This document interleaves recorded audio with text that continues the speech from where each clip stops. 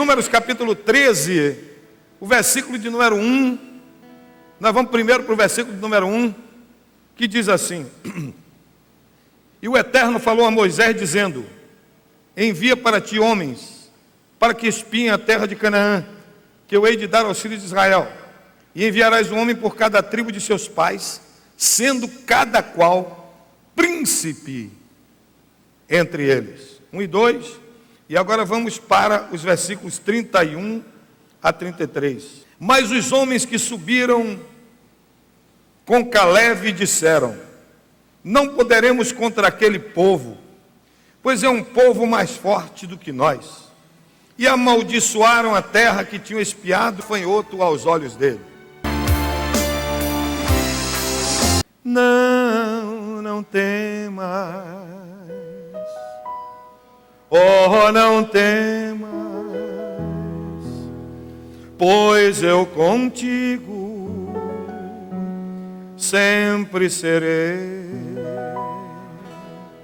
Oh, não temas, oh, não temas, pois eu nunca te deixarei. Oh, não temas, oh, não temas, pois eu contigo sempre serei. Oh, não temas, oh, pois eu nunca te deixarei. Esse é o povo que experimentou uma convivência muito especial com Deus da Bíblia. Cerca de 13 milhões de judeus que saíram de Mitzrayim, saíram do Egito,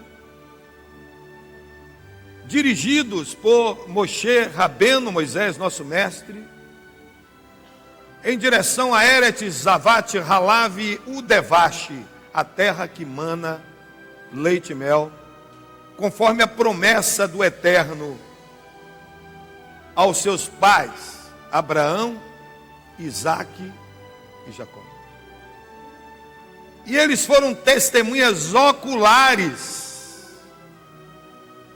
de milagres, de sinais, de portentos e de maravilhas que o Senhor realizou no meio dele, em cumprindo uma palavra futura que está em Isaías 29:14, aonde o Deus da Bíblia diz: Eis que eu farei maravilhas e maravilhas de assombro no meio do meu povo. Observem que nunca aconteceu isso em toda a história. E Moshe Rabbeinu, Moisés, nosso mestre, nesse momento em que o povo chega para atravessá-lo e adentrar a terra prometida, Moisés relembra tudo que o Senhor tinha feito e que eles testemunharam.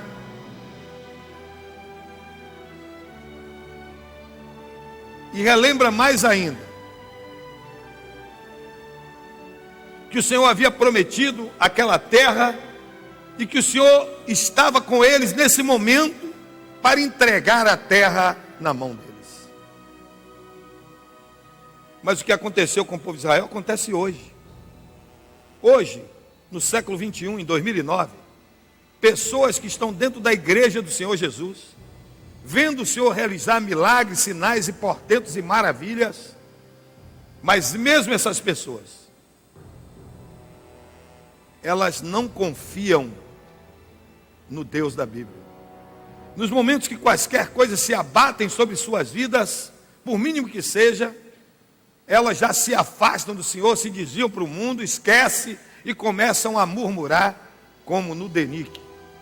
Observe, irmãos, que dentre todas as coisas que Moisés lembrou a Israel, ao povo de Israel, para mim uma das mais importantes Foi Moisés dizer para eles: eu quero que vocês estejam lembrados que quando vocês saíram do Egito até hoje, saíram do Egito e até hoje, gente que saiu, irmão, com 2 anos de idade, gente que saiu com 5 anos de idade, gente que saiu com 10 anos de idade, né? E depois começa Moisés a mostrar, depois que eles passaram, né, pelo vale de fogo por terem duvidado do Senhor, e levaram 40 anos até que toda a geração morresse no deserto. Durante aqueles 40 anos, Jair, diácono Jair, está ouvindo ou não? Moisés relembra para eles: olha aqui, ó, se lembrem, vocês saíram do Egito com um sapato no pé e um vestido no corpo. E durante esse período que vocês andaram pelo deserto, 40 anos, quem saiu com 2 anos tinha quanto? Quem saiu como as crianças que foram apresentadas hoje, bebês, estavam com 40 anos. Quem saiu com 10 anos estava com 50. Quem saiu com 30 estava com 70. E Moisés chama a atenção deles para dizer assim: olha, nunca o sapato de vocês envelheceu no pé, nem a roupa de vocês envelheceu no corpo. O que é que Moisés está dizendo? Que à medida que a criança ia crescendo, o sapato ia crescendo no pé. À medida que o sujeito ia crescendo, a roupa ia crescendo no pé. Saiu com roupa de bebê, já estava com roupa de homem, crescendo no corpo dele, meu amigo. Deus transformou pelo seu poder o deserto no maior shopping center da terra. Ali eles tinham roupa, ali eles tinham sapato, ali eles tinham comida, ali eles tinham tudo. Eles participaram disso, mas não aprenderam a confiar no Senhor. Eles saíram de uma situação de escravos, entraram no caminho da liberdade, mas nunca perderam a natureza de escravo. Mais tarde, o apóstolo São Paulo vai dizer: nós éramos escravos de Faraó no Egito, quer dizer, nós éramos escravos do diabo. Antes de você vir para Jesus, você era filho do diabo. E não é o bispo Átila quem diz isso é o bispo Jesus. Lá em João 8,44. Vós tendes por pais ao diabo, e quereis satisfazer o desejo do diabo. Mas vem para o Evangelho e continua com a natureza do diabo, ao invés de ter a natureza do Senhor. Natureza de escravo, de dependente. A Bíblia diz: se o filho, pois, o libertar, verdadeiramente sereis livres. Shlomo Hameler, ben Davi de Hameler, o rei Salomão, filho do rei Davi, ele diz: aquilo que você pensar ser, isso você será. Coronel Sebastião, meu avô, que tinha padaria, tinha negócios, ele dizia: aquele que nasceu para broa, nunca chegará a pão. É sua natureza, irmãos. Por isso que a Bíblia diz: transformai-vos pela renovação da vossa mente, do vosso entendimento.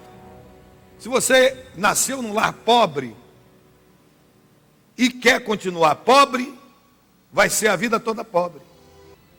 Não adianta a prosperidade de Deus vir para a sua vida que você joga fora, irmão. Você não está preparado para ter prosperidade.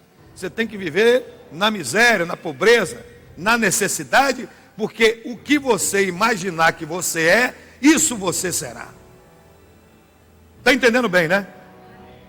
Agora você observe que apesar de terem passado por tantas experiências com Deus da Bíblia, na hora que chega na terra que Deus vai entregar na mão deles como herança, o que é que acontece? Eles voltam, 12 homens, 12 príncipes, irmãos. Não era qualquer homem, não. Eram os príncipes, os comandantes, os líderes de cada uma das 12 tribos. E eles voltam e dão o relatório dos infernos, dizendo: lá nessa terra que nós vamos olhar, e observe que eles trouxeram nas costas um cacho de uva que precisava 2 homens para carregar. Era realmente a terra que manda leite e mel. Mas eles vieram com o relatório dos infernos. A terra que nós entramos é uma terra que mata quem chega lá. Consome, come, acaba com todo mundo que entra lá. Primeiro relatório deles. Segundo, quando nós olhamos as pessoas que habitam lá, nessa terra, nós vimos que todos eles são gigantes, filhos de gigantes. E nós temos certeza que quando nós olhamos para ele, que vimos que eles são gigantes, eles olharam para nós como que?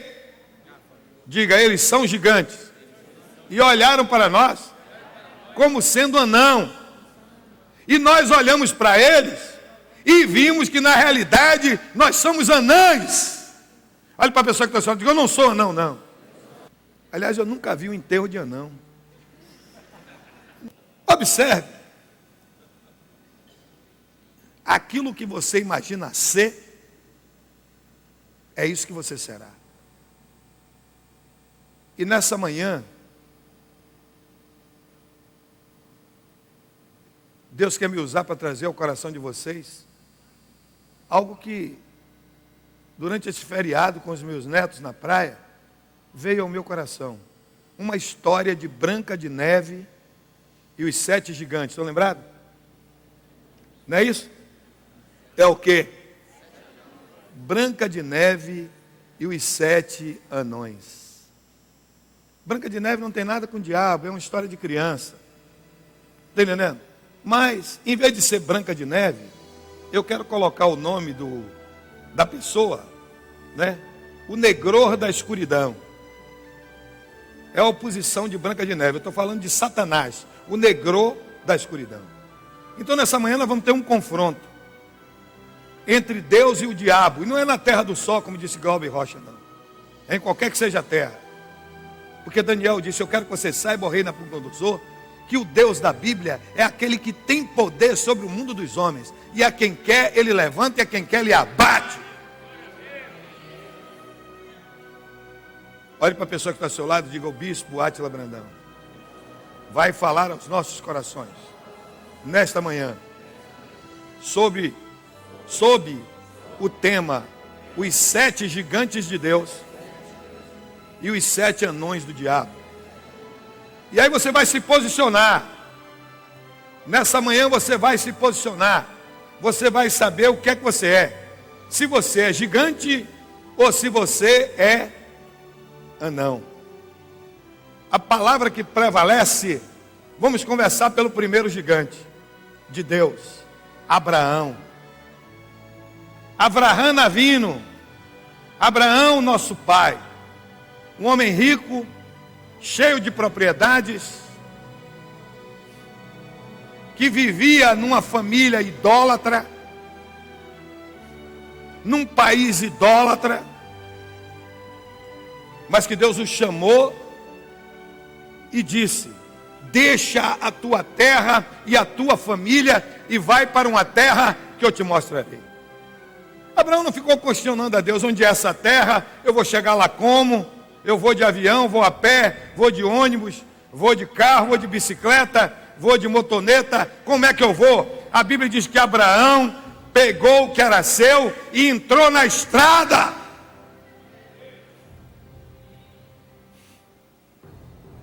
Se você é gigante de Deus, você tem que ter essa mesma concepção de Abraão. A mesma concepção do poeta evangélico.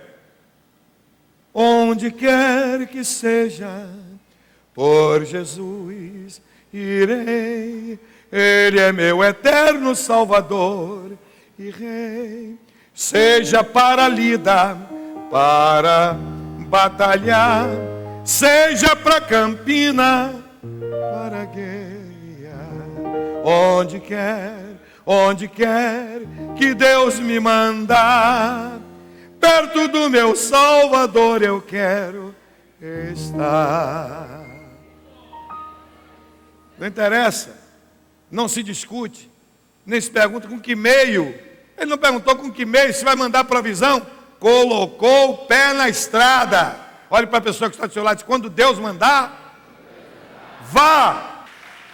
Em contraposição ao gigante de Deus Abraão, nós temos um anão. E vocês estão lembrados dos 7 anões da história de Branca de Neve? O primeiro chamava-se Mestre. Você é o mestre. Sim, eu sou. Sim, sou eu. O anão mestre. No reino do diabo também tem um anão mestre. O anão mestre é aquele que é ensinador dos maus caminhos. O anão mestre é o conselheiro da impiedade. Davi, na lucidez do Espírito Santo, ele diz: não te assente na roda dos escarnecedores, nem empreste o seu ouvido como pinico dos infernos. Aí é Átila Brandão já dizendo a Davi, despertando Davi para a realidade, para trazer o relatório do diabo para a vida dos outros. O mau conselheiro, o mau ensinador. E ele diz: bem-aventurado é o homem, no Salmo 1, que não anda segundo o conselho dos ímpios, não se detém no caminho dos pecadores, nem se assenta na roda dos escarnecedores. Antes, o seu prazer está na lei do Senhor, e na sua lei ele medita dia e noite. Ele será como árvore plantada junto a ribeiro de águas, a qual dá o seu fruto na estação própria, cujas folhas não caem, e tudo quanto fizer prosperará. Não são assim os ímpios, mas são como a moinha que o vento espalha. Pelo que os ímpios não subsistirão no juízo, nem os pecadores na congregação dos justos, mas o Senhor conhece o caminho dos justos, e o caminho dos ímpios perecerá. Você é gigante ou é não, irmão? O segundo gigante de Deus é Jacó ben Israel, Jacó, filho de Israel. Jacó, filho de Israel. E nós vimos que Jacó, e esse é um nome que não é bom, e ele toma o direito de primogenitura de seu irmão. E muitas vezes, irmãos, a gente fica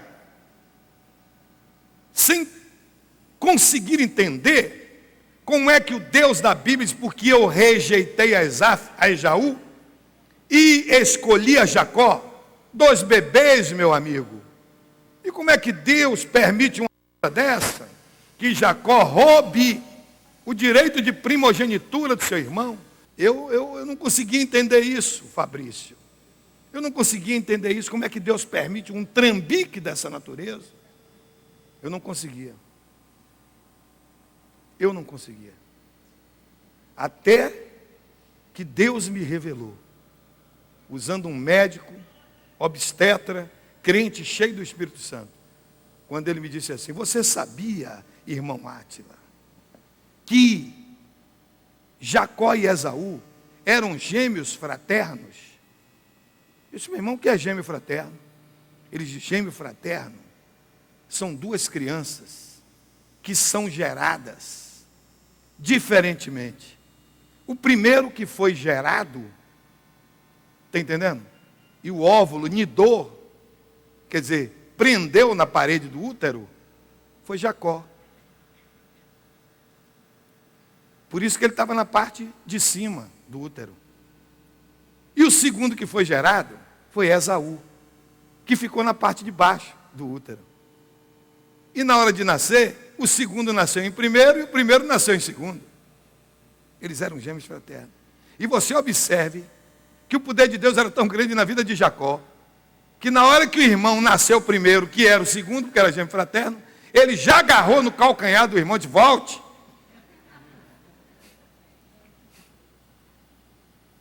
Gêmeos fraternos. E ali, de uma maneira oportuna, ele consegue resgatar o seu direito de primogenitura. O seu irmão não tinha nada a ver com Deus. Era um materialista. Era um cara que não tinha nenhum compromisso com Deus. Mas Jacó tinha compromisso com Deus. E aí, no momento, ele, ouvindo a orientação da mãe, e aí que é um erro, você que é mãe, de ter preferência por filho. Os filhos são a herança do Senhor, todos são iguais. Tem mãe que tem pai que fica protegendo A, B, C e D em detrimento de outros. Todos são iguais.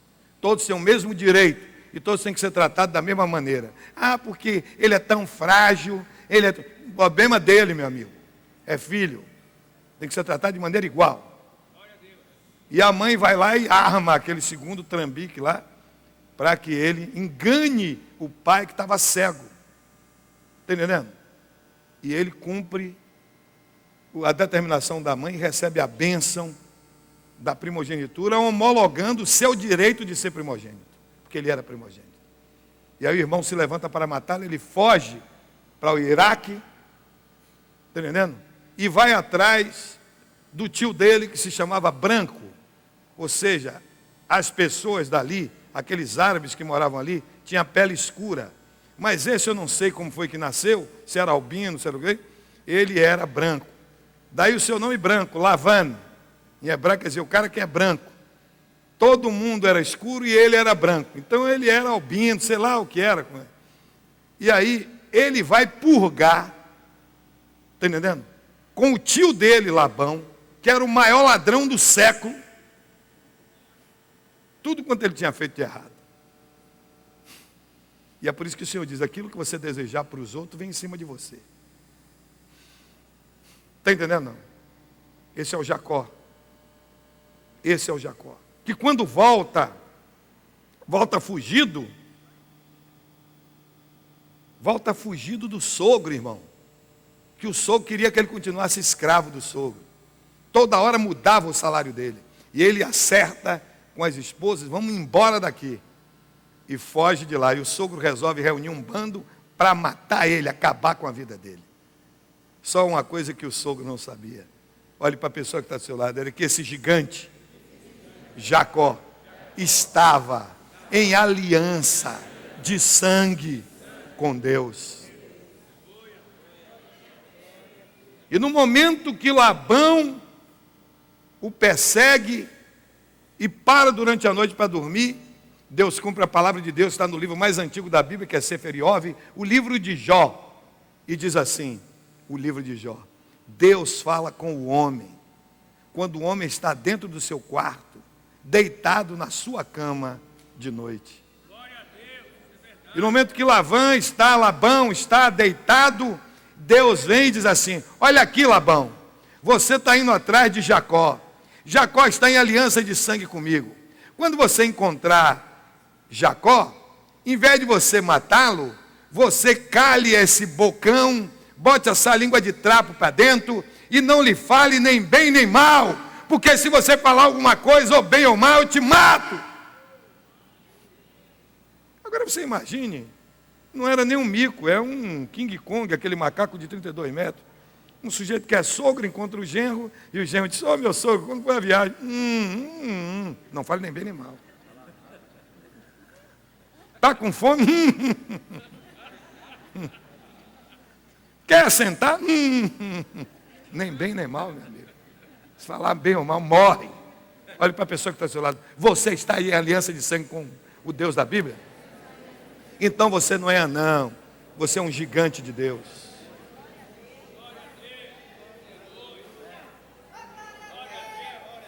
E foi ele, esse gigante, que teve 12 filhos homens. E os seus filhos deram origem às 12 tribos de Israel. Os seus filhos deram origem às 12 tribos de Israel. Olhe para a pessoa que está do seu lado, bem dentro dos olhos dessa pessoa, diga: você não é gigante. E dê um tempinho para ela pensar. Em contrapartida a esse gigante de Deus, Jacó, nós temos um anão. O nome do segundo anão era Feliz, estão lembrados? Feliz. E você deve ser? O feliz sou eu. Olha para a pessoa que está falando, esse feliz, diga: esse feliz é feliz porque é portador de uma alegria passageira, efêmera, transitória, fugaz, volátil, porque é provocada pela cocaína, pelo crack, pela maconha, pelo álcool, pelo cigarro, pelo sexo ilícito, pelo motelismo. Você é um gigante de Deus ou é um anão feliz? O terceiro gigante é Moisés. Moshe ben Anaham, Moisés, filho de Arão. Moisés era da tribo de Levi, e nós sabemos a história de Moisés. Moisés, quando nasceu, já estava condenado à morte. Todo menino do sexo masculino que nascesse tinha que morrer afogado no rio Nilo. E de uma maneira sobrenatural, as parteiras que fizeram o parto de sua mãe, Yorabel, Joquebede, não deixaram o menino morrer. E quando o Faraó foi para cima dele, só Faraó, é que essas mulheres hebreias, quando estão gritando de dor para ter filho, que chama a gente chega lá, o menino já nasceu. E Deus abençoou aquelas duas mulheres, aquelas parteiras, porque elas estavam com compromisso com Deus. E Moisés foi colocado ali no rio Nilo, aonde queriam afogá-lo. Deus disse, não afogue não, coloca ele dentro de uma cestinha, unta essa cesta com betume e coloca ele no rio. E Deus, através do Espírito Santo, foi conduzindo ele para cair nos braços da filha de Faraó. E ela, que tinha um desejo de ter um filho, adotou aquela criança como filho dela. Nós sabemos a história de Moisés. Olhe para a pessoa que está ao seu lado e diga, o gigante de Deus, Moisés. Eu creio que se você fosse formado em administração de empresa, quem sabe você fosse gerente de uma grande empresa, e Moisés mandasse o currículo dele para pedindo emprego para você, você nunca ia dar emprego a ele, nem de auxiliar de guarda noturno. Um cara gago, vai trabalhando na empresa, vai lhe complicar a sua vida. Eu me lembro, bispo Elias, quando eu era menino lá em Bicaraí, tinha um sujeito fuinha. Sabe o que é fuinha? Fanho, né? E aí esse sujeito fanho trabalhava numa farmácia. E hoje a lei determina que se coloque pessoas que têm dificuldade, né, de locomoção ou de fala, pessoas deficientes, para trabalhar. E ele trabalhava na farmácia. E um fuinha também, igual a ele, foi lá comprar um remédio. Entendeu? Só que quem atendeu o fuinha foi o dono da farmácia. Ele perguntou, pois não, bom dia, o que é que o senhor quer? Ele falou, minha ruim, rum. Aí ele chegou e disse, fique aí no balcão, que eu vou chamar meu funcionário que está lavando o frasco, e ele vai atender o senhor. E o funcionário foi, fez, não. Aí o patrão perguntou, o que é que ele quer? Ele fez, agora você imagina o sujeito gago, meu amigo. Problema do sistema nervoso central. Quando fica nervoso, não fala nada. Comandando pastoreando a igreja com 3 milhões de judeus. Um pior do que o outro, meu amigo. Mas esse gigante, que não entrou na terra da promissão, porque o rebanho que ele pastoreava não deixou. É aí o perigo de você pastorear um rebanho.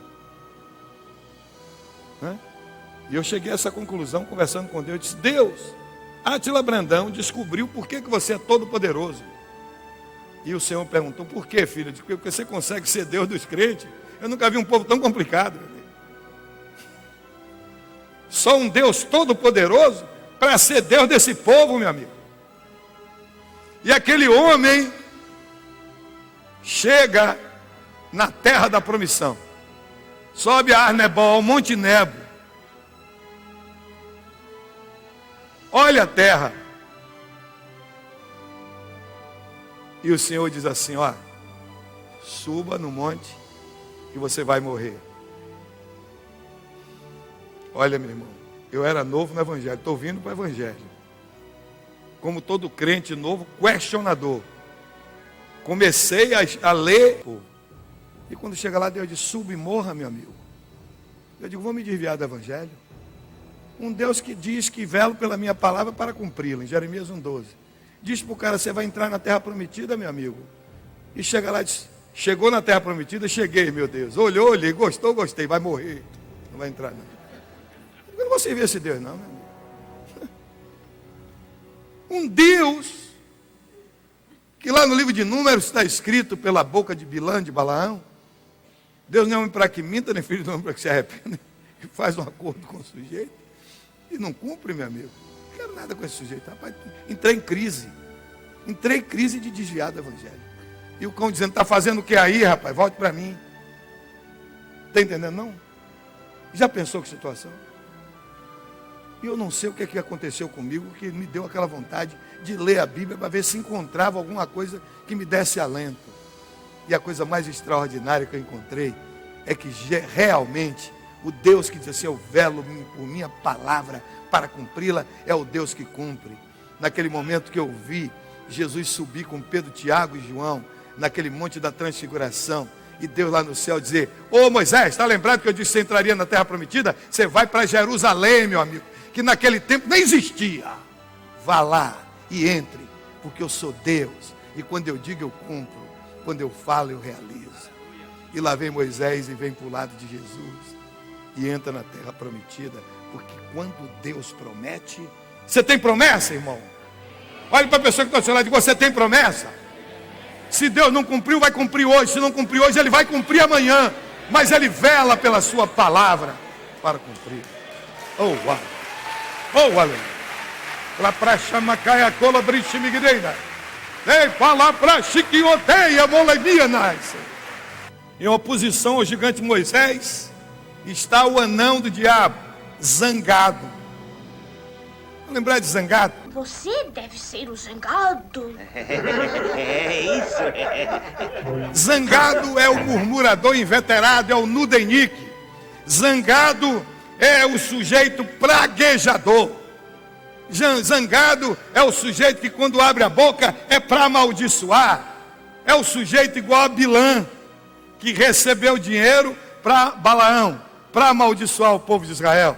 E ele dizia, mas Deus me deu um decreto para abençoar. Você é um gigante ou você é um anão? Pergunte à pessoa que está do seu lado. O quarto gigante de Deus é Enoque. Enoque. E a Bíblia diz assim, e Enoque andava de mãos dadas com Deus. A intimidade de Enoque era tão grande, Sarinha, que ele andava de mãos dadas com Deus. E a Bíblia diz assim, e ninguém nunca mais viu Enoque, porque o Senhor para si o tomou. Você é gigante ou é não? Olhe para a pessoa que está ao seu lado e diga, você é gigante ou é anão? Oh, dê um tempo para o irmão pensar. Enoque andava com Deus, mas ninguém nunca mais o viu, porque o Senhor para si o tomou. Em contraposição a Enoque, o gigante de Deus, tem um anão de Satanás chamado Dunga. Você lembra do anão Dunga? Ele é o Dunga, não fala nada. Ele não pode falar? Ele não sabe, nunca aprendeu. Que pena. E quem está lembrado da história de Branca de Neve, que já viu o filme de Branca de Neve, vê que Dunga é o quê? Dunga é um anão maluco, é lunático, ele é aluado, ele é bobalhado, ele é abestalhado. É um cara que vive no mundo da lua, meu amigo.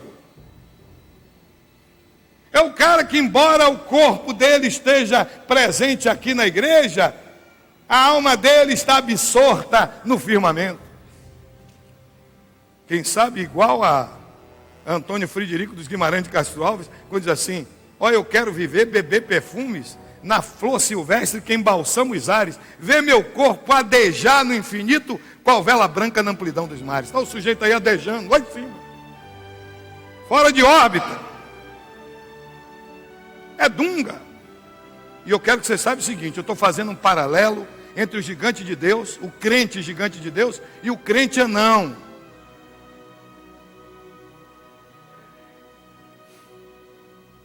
E eu quero que você fique despertado para isso.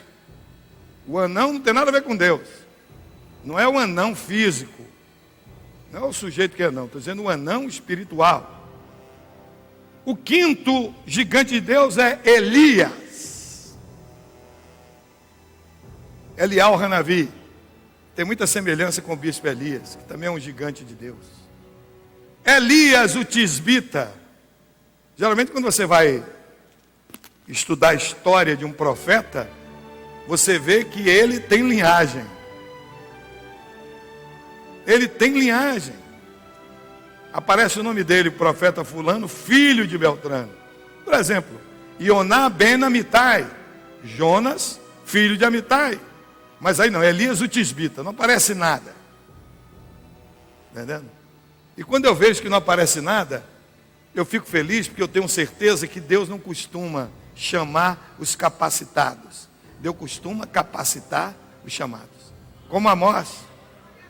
Amós era um sujeito que era boieiro e plantador de sicômoros. Está entendendo? Ele era um boiadeiro e era agricultor, meu amigo. Mas no momento que Deus quer te chamar para a obra, não adianta ficar lá no Canadá ou em outros lugares, está entendendo? Porque o Senhor, Ele opera, meu amigo.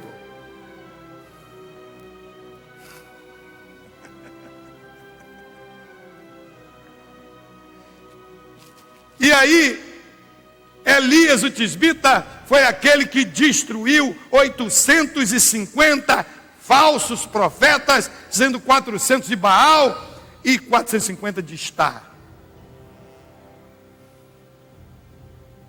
E que mandou descer fogo do céu para consumir o holocausto e para consumir aqueles 102 soldados, 2 capitães e 100 soldados. Que poder tremendo esse gigante de Deus. Olhe para a pessoa que está do seu lado, você é gigante ou não? Em contraposição a Elias, esse profeta eminentemente operacional, tem um anão chamado Soneca. E você é o Soneca. Como adivinhou? Soneca é o anão letárgico, é o anão imobilista, é o anão laissez-faire, laissez-passer, deixar e fazer, deixar e passar, é o preguiçoso, é o não faz, não opera, não realiza. É aquele que diz, deixa como está para ver como é que fica. Olhe para a pessoa que está dizendo, é aquele que está esperando o mar pegar fogo para comer peixe frito. Olhe para a pessoa que está do seu lado e diz, você é anão ou é gigante? O 6º gigante de Deus é David Hamelech, o grande rei Davi do Salmo 91. E eu gosto de falar sobre Davi. Davi, para uns, teve a desdita, para judeu, estou falando como judeu. Davi, para uns, teve a desdita de nascer com cabelo vermelho. E na época que Davi nasceu, lá em Israel, quem tinha cabelo vermelho, quem era ruivo, era uma maldição terrível. Nem a família de Davi queria que Davi ficasse dentro da casa de Davi para os vizinhos verem. Uma criança com irmãos mais velhos fortes, e o pai, Shai, Jessé, colocou ele lá no matagal para tomar conta do rebanho. Por que Davi? Por que tomar conta do rebanho? E você só vai descobrir quando Davi fala com o rei. Um leão veio e eu matei o leão. A família ficou triste. Eu sabia que tinha leão. E era a oportunidade de ele ser comido, acabava a vergonha na família. Depois o urso veio, eu matei o urso. Mas por quê? Talvez você não esteja lembrado, é a cultura hebraica, a cultura judaica daquela época. É porque a Bíblia diz em Bereshit, o livro de Gênesis, que Deus fez o primeiro homem do barro da terra. Como o barro é vermelho, Adão era ruivo. Então, através de um ruivo, toda a maldição entrou no mundo e na humanidade. Então, ninguém queria ter um filho ruivo.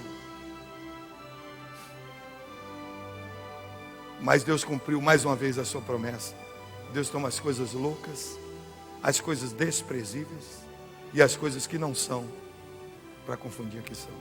Enquanto os outros irmãos dele estavam vivendo ali, no Fausto, da residência opulenta do pai, e na cidade grande, em Beit-Lehem, em Belém, ele estava no mato, com uma harpinha de salgueiro, que ele mesmo fez, porque mais tarde você vai descobrir isso quando a Bíblia diz assim, e todos os instrumentos que eram tocados no templo foram confeccionados pelas mãos de Davi. Oh, aleluia. O discriminado, o abandonado, o pisado, o desgraçado, estava lá com sua harpinha. Adonai, Rohi, Loer, Sar. O Senhor é o meu pastor, nada me faltará. Olhe para a pessoa que está do seu lado e diga, você é gigante? Ou você é anão?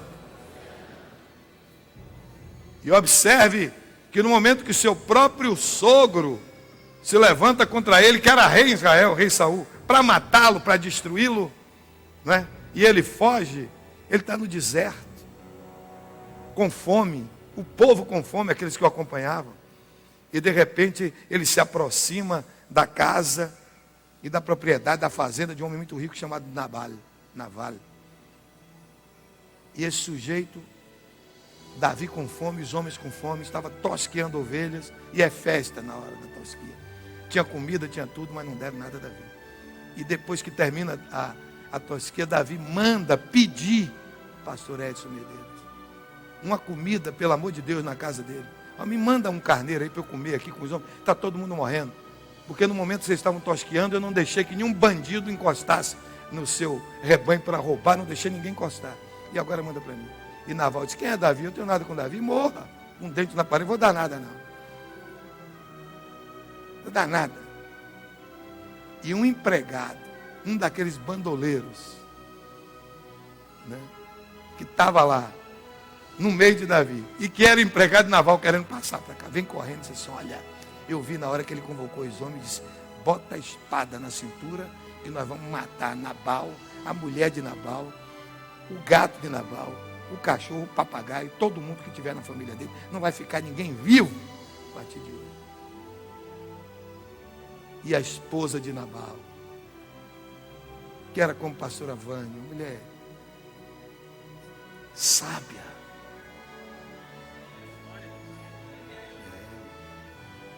albardou o jumento, correu lá levando tudo que tinha de bom e do melhor. E o que é tremendo, que ninguém nem presta atenção, é que ela, igual a pastora Vânia, também é profetisa de Deus.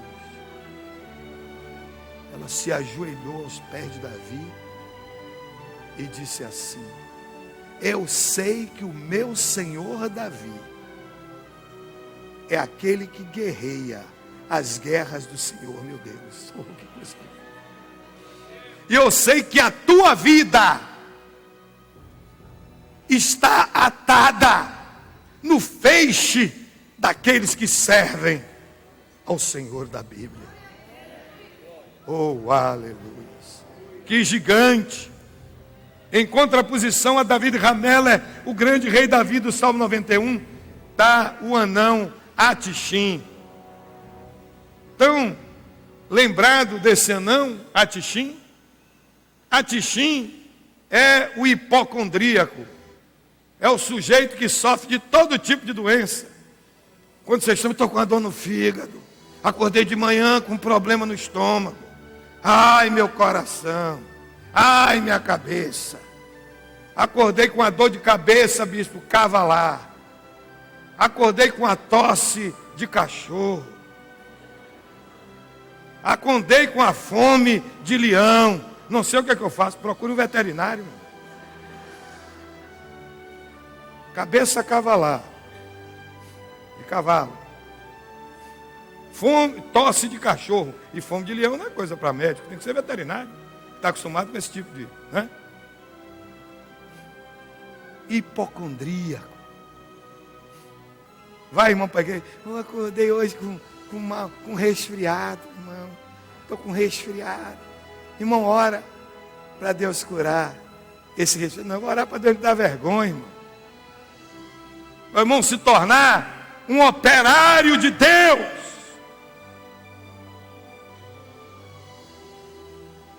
E o último dos gigantes, o sétimo gigante de Deus, Daniel. Daniel Hanavi, nós sabemos a história de Daniel. Daniel era da linhagem real de Israel. E Nabucodonosor invade, e ele que era um crente fiel ao Senhor, junto com 3 príncipes também, Ananias, Azarias e Misael, eram 4 príncipes, servidores de Deus, sinceros ao Senhor, que de repente, sem saber o que está acontecendo, é invadida a sua nação, eles são presos, são levados como escravos para o Iraque,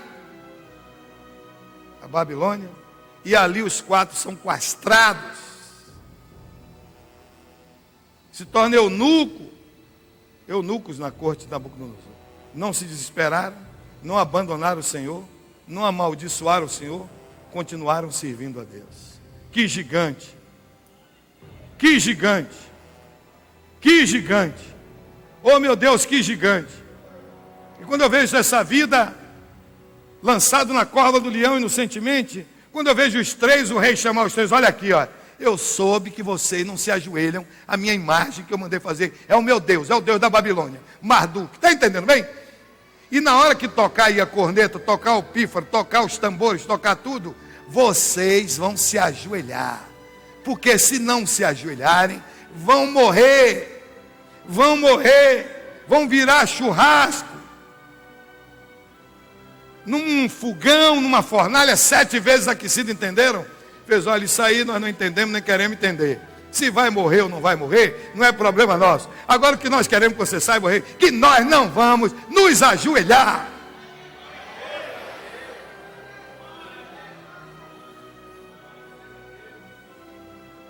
Oi, irmão, você quer tomar um vinhozinho?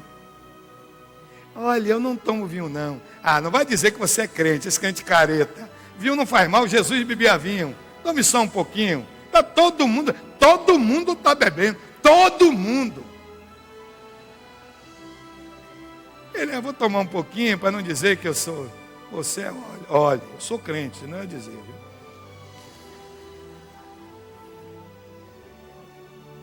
E a Bíblia diz assim: e Daniel propôs no seu coração não se contaminar com os manjares do rei. Propôs no seu coração não se contaminar com os manjares do rei. Olhe para a pessoa que está ao seu lado e diga: você é gigante ou é ou não? Em contraposição a Daniel, nós temos o último anão, dengoso. Dengoso. Não é dengoso que o mosquito mordeu e ficou com dengue, não, irmão. E você é o dengoso. Sim, sou eu. Dengoso é manhoso. Dengoso é escamoteador. Dengoso é mimético. Mimetismo é um fenômeno que acontece com determinados animais rastejantes. Está entendendo? Como o camaleão, por exemplo. O camaleão é marrom, mas se ele subir nessa bancada vermelha, ele fica vermelho, da cor da bancada. Se olha para ele ver vermelho.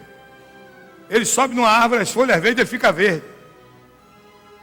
Esse é o anão escamoteador. É o anão mimético. É o anão dengoso, manhoso. Ânimo dobre. Maria vai com as outras.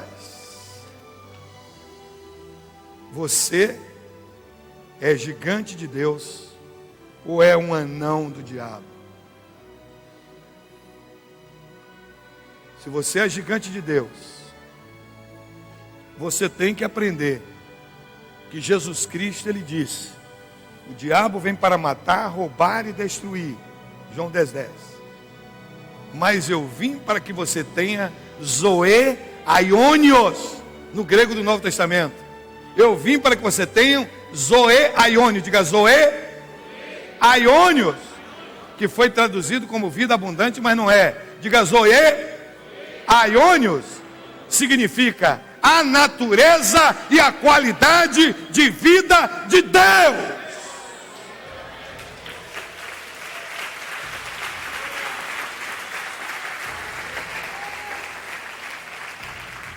Eu vim para que você tenha o zoe aionios, a natureza e a qualidade de vida de Deus. E se você tem a natureza e a qualidade de vida de Deus, você tem que pensar como Deus pensa.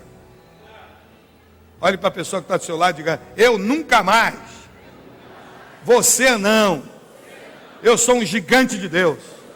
Por Jesus Cristo.